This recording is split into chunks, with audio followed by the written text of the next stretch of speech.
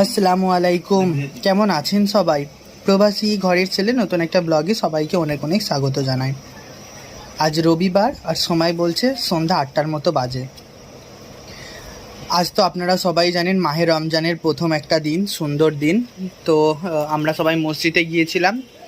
তো মসজিদে গিয়ে আমরা রোজাটা খুলে এখন আমরা এসেছি আমাদের বাড়িতে, মানে আমাদের যে ছোট্ট বাড়িটি আছে, তো সেই বাড়িতে এসেছি।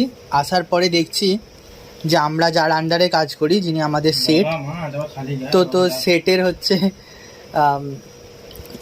ওয়াইফ, মানে আমাদের সেট রানী, সে আমাদের জন্য পাঠিয়েছে সুন্দর বিরিয়ানি।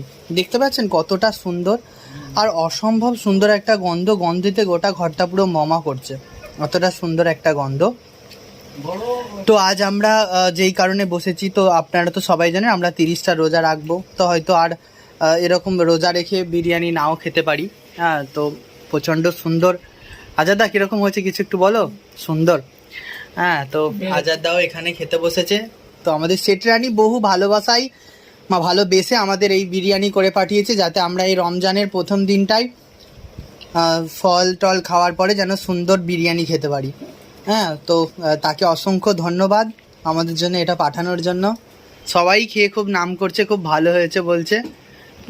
চলুন তাহলে আমরা খেতে থাকি আর ভিডিওটাও শেষ করি। সবাই ভালো থাকবেন, সুস্থ থাকবেন, সাবধানে থাকবেন।